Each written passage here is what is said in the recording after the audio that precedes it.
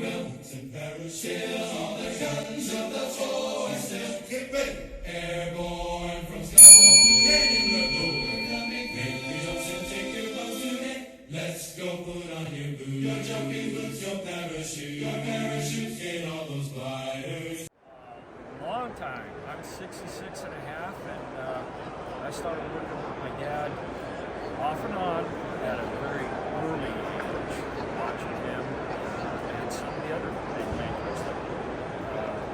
When we were in Norfolk, Virginia, and I was around third grade, I would tag along with him and go over to John Nelson Cooper's shop and spend afternoons and watch Dan and John grinding, raising hilts and tangs on and comparing notes. One of them would say, well, I do it this way. The other one would say, try this, and back and forth all day. We soaked all that stuff in.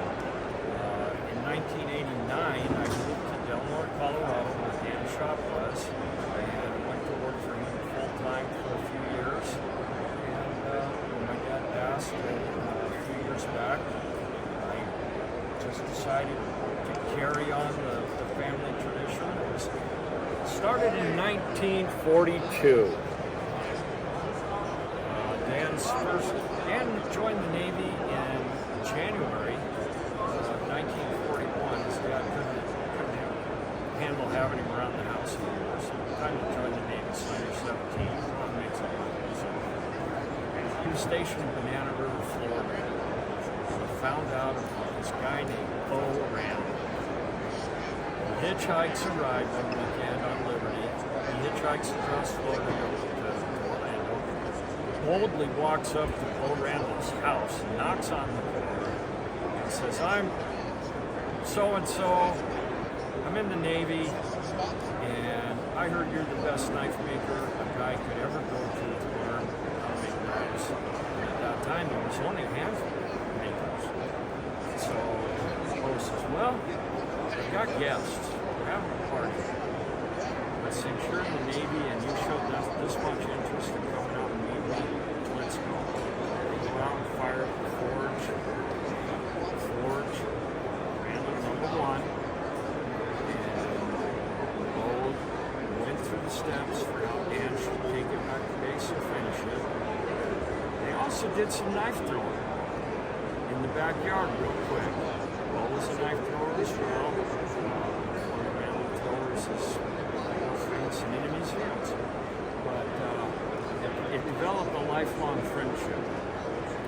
So my dad takes his knife back to base, finishes it, carried it throughout his career, his 30-year career in the Navy, which included Pacific Ocean, Saipan, and later in the Korean War, and also during Vietnam. We were stationed in Japan. They were stationed in Japan during the Vietnam War. Tried to go to sea, but had a family and had other duties at the base, so they wouldn't let him go to sea there. But he made quite a few knives for guys in the Navy, the Marines that he worked with.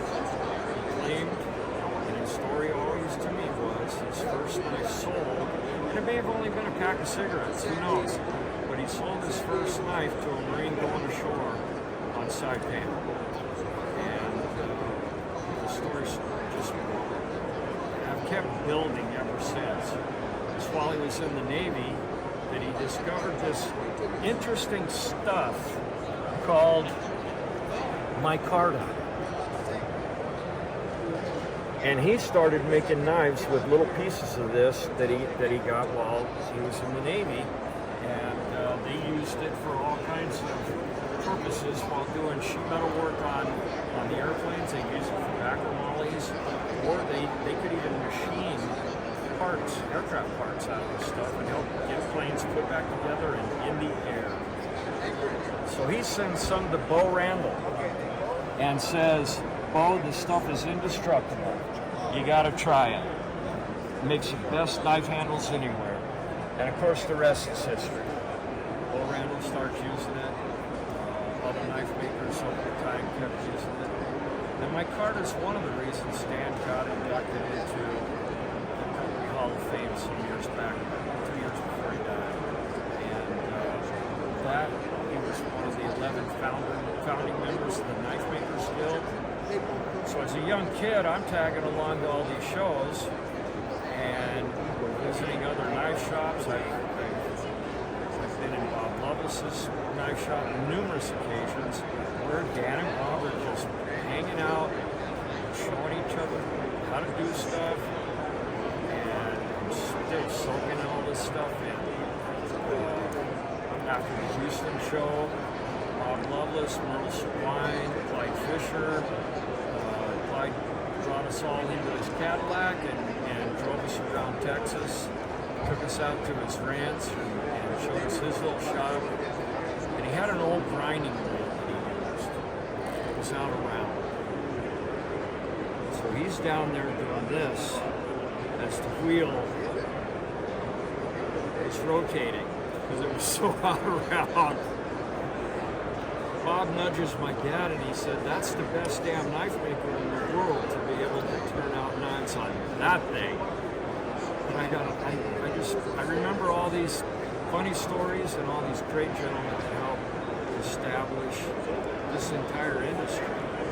It's kind of like being at the feet of the masters.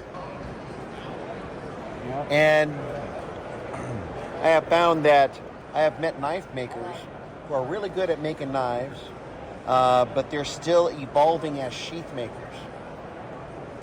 But I see that your evolution has already occurred because your sheaths are really great looking. Thank you. There's a lot of good attention to detail. I make my own sheaths, and I apparently need to evolve more. And now this knife right here, I was over talking to you yesterday, and you told me that the native peoples will come upon sheep shears. Mm-hmm. They would somehow break them apart and turn them into knives. That's correct. And the mounting is very, very interesting. Now, mind you, this is a really nice crown stag. What kind of stone is that? Turquoise. Turquoise. And check out how that is mounted to the top of the antler. And when you put in your hand, that's downright usable. That's right. That is actually very, very comfortable in your hand, utilizing the natural retention of the horn. Once again, the crown stag functions perfectly to help it from, keep it from slipping out of your hand. And that ramp, it feels right. And imagine being some poor cowpoke on the trail and getting stabbed by a pair of shears. You're like, well, son of a gun. But I tell you what, it gets the job done. My dad just loved making these and tricking out the handles and the steel. He would collect old pairs of sheep shears whenever he saw them. And when he passed away, I ended up with a box with quite a few that are set up for making knives. I know for myself, I've seen plenty of repurposed saw blades, Yeah. but I have never seen a repurposed set of shears like that. All right, Dan, thank you so much for sharing some awesome stories with us. We really appreciate it. How can people reach out and get a hold of you? Well, there's my card, and I do have a website. Thank you. Still on the guns of the